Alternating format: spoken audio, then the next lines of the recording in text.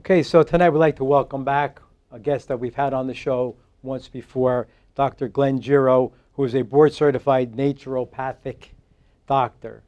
He's been here a few times talking about different things that we could work on for people's health, not medical type of things, but herbal type of remedies.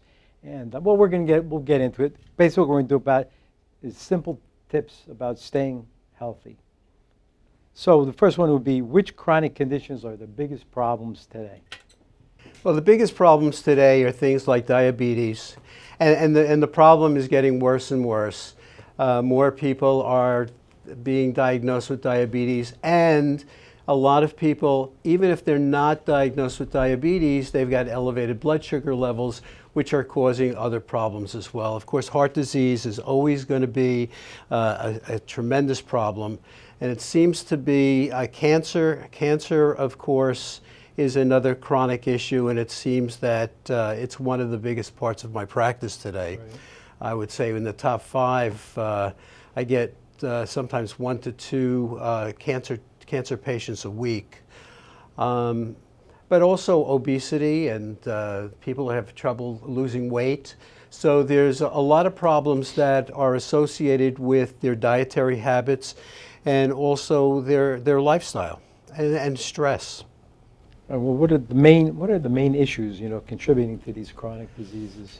I think our temptations towards foods that we shouldn't be eating, time constraints. People are stressed. People are trying to fit as much as they can in a 24-hour day, and it's difficult because you've got family, you've got career obligations, you've got commuting time, you've got other social obligations, and trying to fit everything in, and trying to plan your meals, trying to eat healthy, trying to find time to exercise. It's very difficult, and we're kind of programmed to fail from a physiological standpoint, a sociological standpoint, and a psychological standpoint. It's very difficult to stay on track. Right. And I can appreciate that. And it boils down to the medical system. Why aren't they in a position to help us get healthier? We always talk, we go to the doctors, but they're going to prescribe medicine or they're going to prescribe procedures. Right. And we're trying to avoid that through your processes. So what do you find is the most serious medical system problems? Well, it's a great question, and according to the Centers of Disease Control, the CDC, 75% of chronic conditions, chronic diseases, are actually caused by diet and lifestyle issues. And the unfortunate thing is that medical doctors don't get very much training. I lecture at the Rutgers Medical School, and one of the questions I asked the students, I said, how much nutrition training do you get here? And sometimes they'll say, you're it, and it's a 2-hour lecture, or it's maybe 3 hours over a 4-year period of medical school. So it's not part of their training. So if you consider 75% of our chronic diseases are caused from diet and lifestyle and not enough exercise, and doctors aren't trained in that area, and they're relying on medications, it's obviously not working. So we've got a broken system. And that boils down to, and most people realize that they should eat better. But is it cost? Is it we don't know what to eat? Or is it a combination of these things? It's all of the above. Yeah, I just finished writing a book, and it's over 300 pages, and we're in the editing stage right now, and we talk about all of the issues that could be implementations to or constraints in trying to stay well, and certainly the cost of food, the cost of quality food, organic. Or healthy food is sometimes an obstacle, but also the time to prepare prepare meals. So I address a lot of these things in the book on how to prepare things on a budget and how to allocate their time appropriately.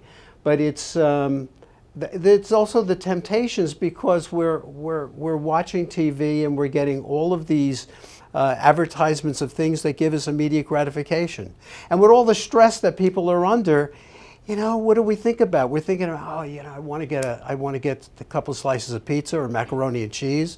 They're thinking of comfort foods instead of saying, you know what, I probably should be eating a nice salad with a little Sure. organic chicken on top. And there's probably a time element too, because people are rushed. They don't have time to prepare. I guess they would want to come home and prepare a nice meal, but it's going to take some time. That's true. That's true. And trying to prepare these meals ahead of time and putting them into portions and maybe freeze them would possibly be something that people could get in the habit of doing. Right. The problem is that people are looking for convenience, and they're grabbing something either from fast food or they're getting some TV dinner. TV dinner.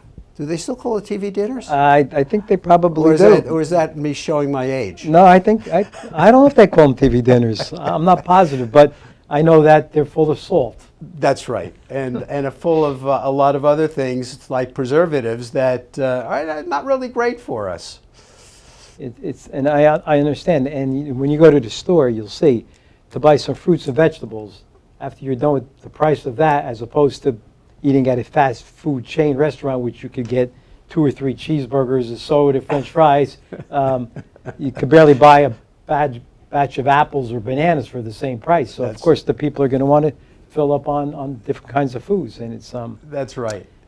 that's And I have to admit, sometimes these fast foods, they just taste really, really good.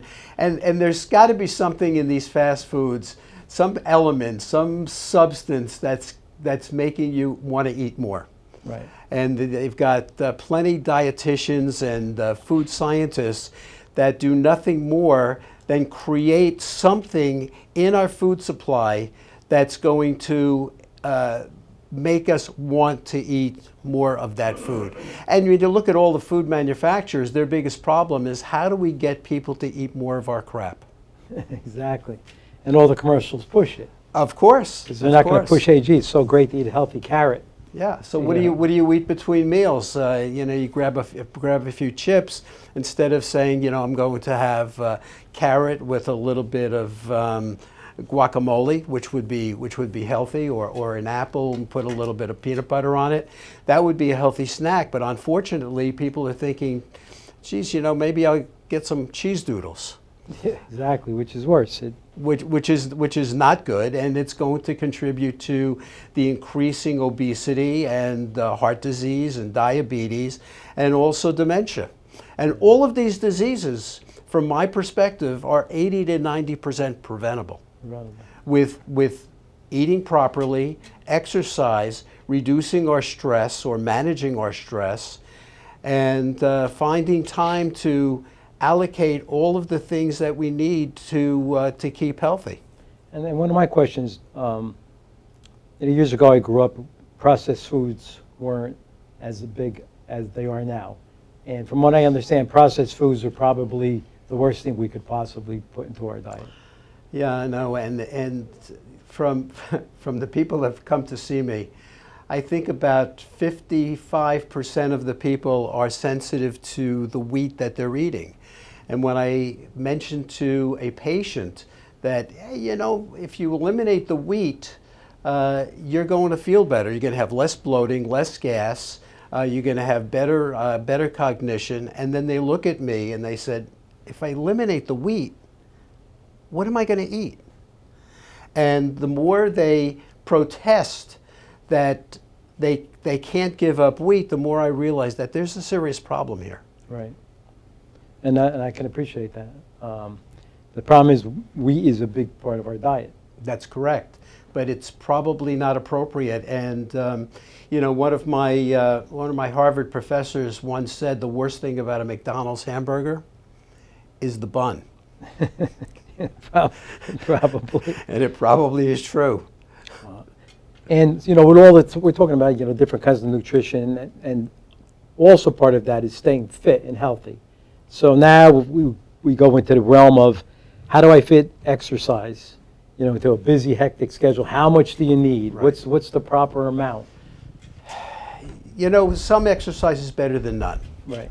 And I mentioned to individuals, it's easier to condition yourself to do some type of movement, and let's call it movement instead of exercise. Okay. But if we can do some type of movement 7 days a week, it's easier than say I'm going to do 3 days a week, which almost sounds paradoxical because it seems like if I just had to do it 3 days a week, it seems like it's pretty easy to do. But 7 days a week seems like it's almost a major commitment.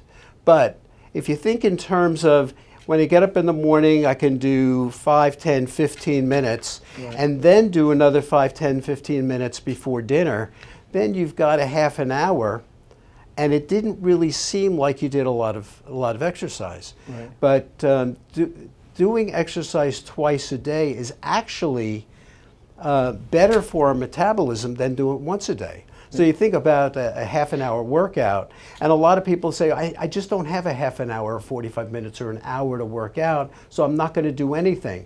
But if they think in terms of, if I can do a 5, 10-minute workout in the morning, and maybe do another 5, 10, 15 minutes later in the day, it's going to balance their metabolism a little bit more effectively.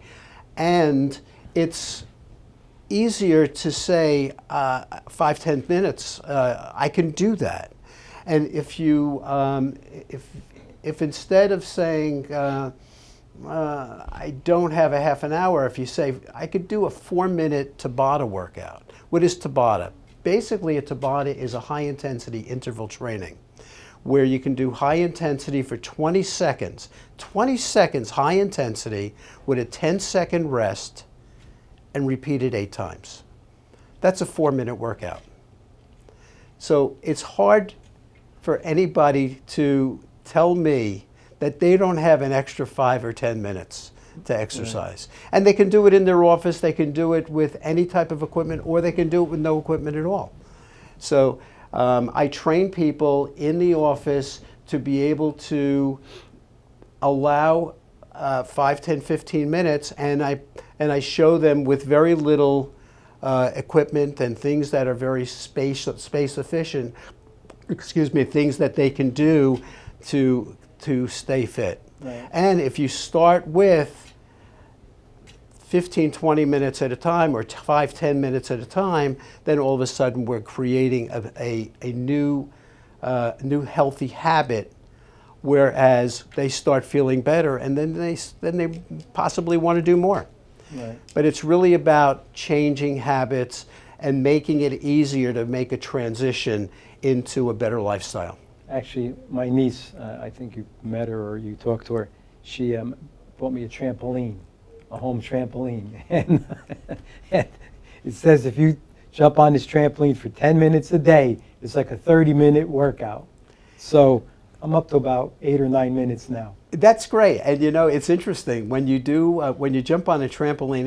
It's really a mini rebounder. Yeah, it's a mini. Yeah, yeah. It's not like what you think it's outside. Exactly, you're not doing flips. No. I'm lucky I'm bouncing. But if you're actually feeling your muscles while you're bouncing up on this rebounder, it's interesting that every single muscle in your body is actually moving. Right. So if you feel your bicep while you're jumping up and down, and you don't really have to leave the platform. No, You yeah, could I actually don't. you could actually just Yes. bounce. And as you're doing that, you can actually feel your bicep flexing, and no matter where you touch on your body, you can actually feel it flexing. And rebounding is interesting because you're not only moving every single muscle in your body, but you're also moving your lymphatic system, Right. which is making your immune system stronger. It's actually protecting your body in that the lymph system actually brings nutrients to every cell in our body, but it also allows all the cells in our body to eliminate their waste through this lymphatic channel. So it's great for detoxification. It's great for making the cells more vibrant, enhancing circulation, because the lymphatic system doesn't have a pump. Right. We have a general circulation. We have a built-in pump. It's called the heart. Right. But the lymph system does not have its own system of moving the fluids. So the only way we can do that is by moving. Right. So any type of movement is great. Yeah, so I mean, I like it because it's in the morning. I could get up, I could bounce around, and once I get to my target, 10 minutes, which is almost equal to 30 minutes of walking, and then add my walking, I think I'm on the right road. And you know what? You're the perfect example, because who's busier than you? Nobody is busier than you are. I mean, you've got a very hectic life, and to be able to say, I have 8 minutes that I can use to jump to get on this rebounder, you are the perfect person as the spokesperson that can that can speak about the benefits of exercise. I think it's great. I mean, all this information is really good. Obviously we appreciate you coming on the show, and I think I should get George a trampoline. I'll just use yours. just to get him moving, but Well, bring it over. I'll no, use it. we Over. will.